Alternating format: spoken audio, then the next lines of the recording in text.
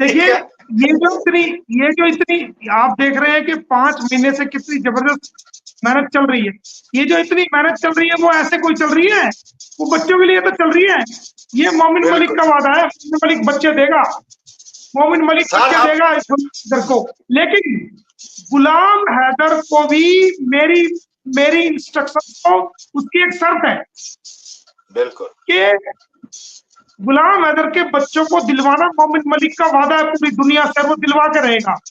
चाहे उसके लिए आप देख रहे हैं मेरे पे पर्सनल अटैक भी हो रहे हैं, पर्सनल डिफेमेशन भी हो रही है, पर्सनल जो है मुकदमे भी मेरे खिलाफ चल रहे हैं, और हो सकता है आने वाले टाइम में पर्सनल मेरे पे अटैक भी हो, लेकिन मैं उससे डरता नहीं हूँ। मेरे पास सब चीज का इंतजाम है, उससे डरता नहीं हूँ मैं।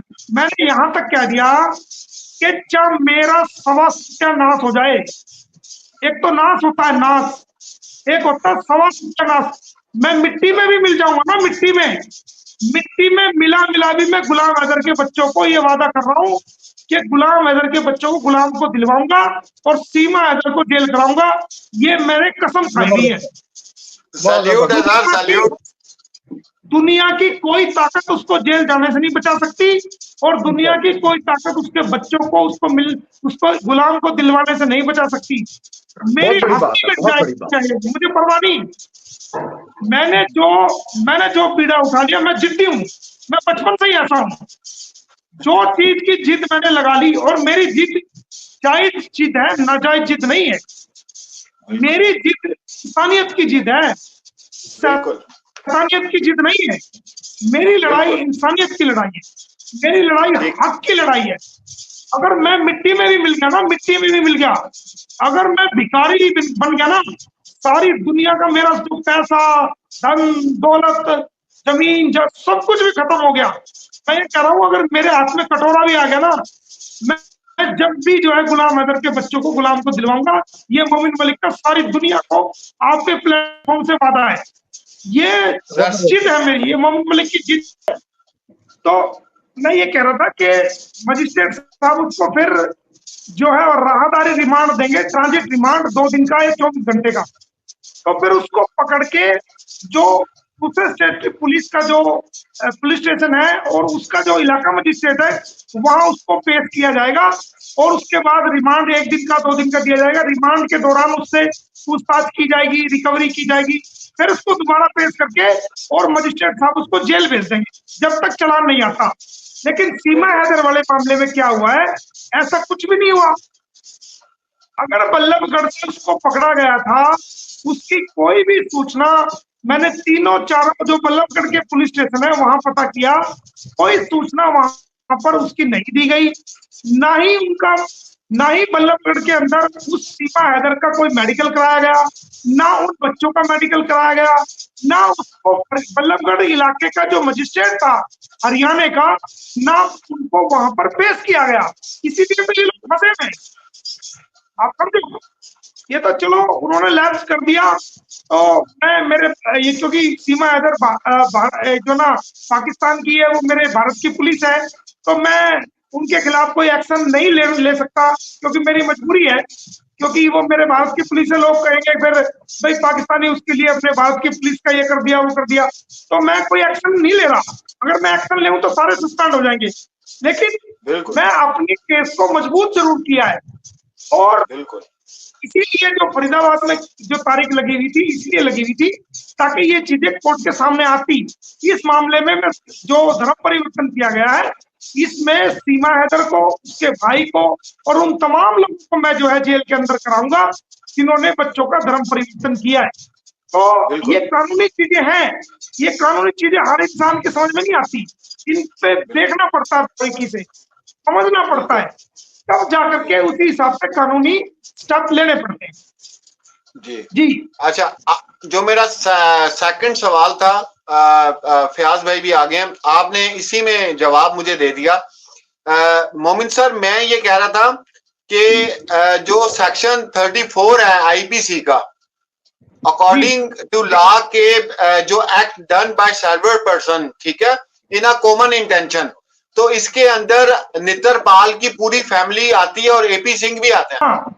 ये क्या हाल है वकील साहब, कैसे हो? बिल्कुल ठीक। मोमिन सर, मैं देख रहा हूँ कि कैश भाई पूरे वकील बन गए हैं, पूरा पढ़ के सुना रहे हैं, x done by the several person. Journalism में एक चीज सीखी है मोमिन साहब, मेरी बात सुने, जर्नलिज्म में एक चीज सीखी है, किसी का इंटरव्यू करने जाना ना तो पहले खुद आधा डॉक्टर बनना पड़ता है, किसी वकील का इंटरव्यू करना है तो पहले वकील बनना पड़ता है। जर्नलिज्म में ये सीखा है। बिल्कुल सही है। ये प्यार ड्रामे की सोबत का भी असर है।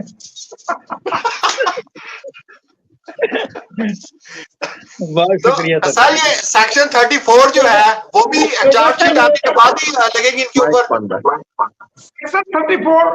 सेक्शन 34 इंडियन पेनल कोड ये कहता है कि किसी भी कॉन्स्पिरेसी को, किसी भी क्राइम को अगर दो या दो से मिलकर ज्यादा व्यक्ति जो है हम मशवरा होकर के किसी काम को करते हैं, वहां पर सेक्शन 34 इम्पोज होती है। और 100, लेकिन इसमें 120 भी लगी हुई है।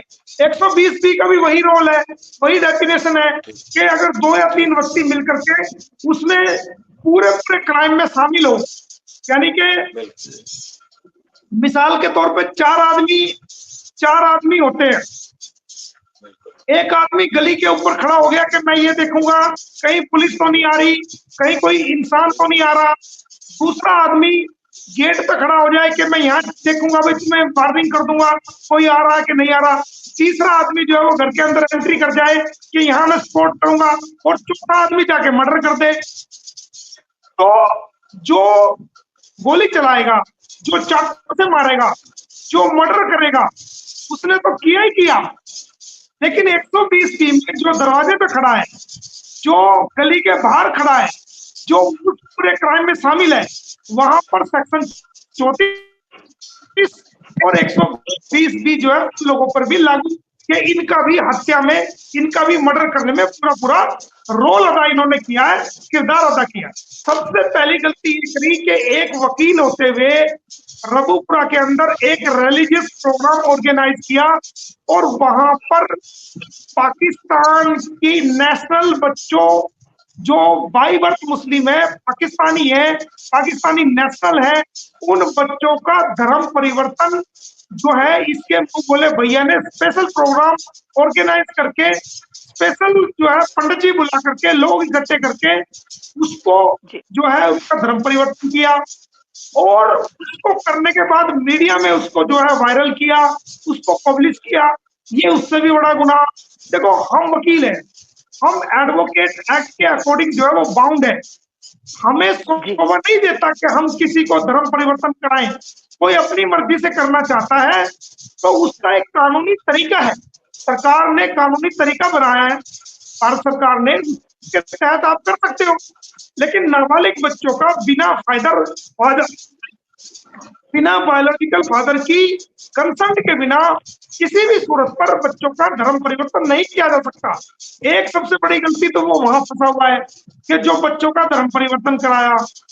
दूसरी सबसे बड़ी गलती उन्होंने की, वो मुझे टेररिस्ट बताया, मेरे को जो है ना फंडिंग, ये कहा कि हवाला से फंडिंग आ रही है, और मेरे खिलाफ जो डिफेमेटरी स्टेटमेंट दी, खुद की गर्दन को वहां फंसा लिया। अब वो दोनों जगह फंसा हुआ है, इधर मैंने फंसा दिया, इधर बच्चों ने उसको फंसा दिया, तो फंस गया ना। इसीलिए सर वो जंगलों में चले गए, वो अब जंगलों में चले गए कुछ देर आराम करने के लिए। हाँ सर, सुनो, मैं आपके चैनल के माध्यम से ये कह रहा हूँ, अगर उनको जरा सी भी इस बात का पछतावा है कि चलो जी मैंने गुस्से में स्टेटमेंट दे दी, या मैंने थोड़ा एक्साइट होकर स्टेटमेंट दे दी, या बिना सोचे समझे स्टेटमेंट दे दी, तो सार्वजनिक रूप से माफी मांगे कि मैंने जो स्टेटमेंट दी है वो मेरे से गलती होगी, और मैं मोमिन मलिक जी से माफी मांगता हूँ, और जो मैंने बच्चों का धर्म परिवर्तन कराया है वो उससे भी मैं माफी मांगता हूँ, वो मुझे नहीं कराना चाहिए था, मैं छोड़ दूंगा उनको, कोई दिक्कत नहीं। अगर गलती को इंसान मानता है, वकील साथी है, कोई दिक्कत नहीं, लेकिन गलती का एहसास तो हो। एक इंसान गलती करे, गलती पे सीना जोड़ी करे, तो वो तो उससे भी बड़ा गुनाह है। एक इंसान से गलती हो जाए, उस पर वो पछताए, रिपेंट करे, तो वो माफ की जा सकती है गलती, लेकिन एक तो गलती ऊपर पसीना जोरी, तो वो तो नहीं चलने देंगे। बिल्कुल सही बात है। अच्छा सर, मेरा एक क्वेश्चन, मेरा नहीं बल्कि शायद इंडिया में भी तमाम लोगों का यही सवाल है और पाकिस्तान के भी तमाम लोगों का यही सवाल है, मतलब ये कंबाइन सवाल है हिंदू अपना भारत और पाकिस्तान से, कि सर चार्जशीट जो है, ठीक है जी, अंडर CRPC अंडर सेक्शन 173 के मुताबिक 60 डेज या फिर 90 डेज।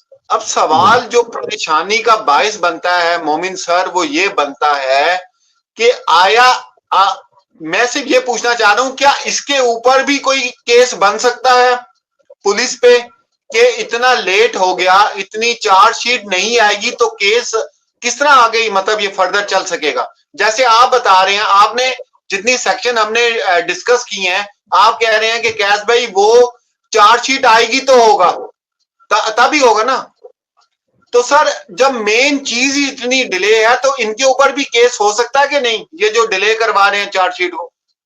हाँ सुनिए, ऐसा होता है कि जब ऐसे मामले होते हैं ना जिनमें चलान चार्जशीट आनी होती है, लेकिन वो 90 डेज के गुजर जाने के बाद वो अगर वो उसकी डिपार्टमेंट इंक्वायरी खुलेगी बाकायदा,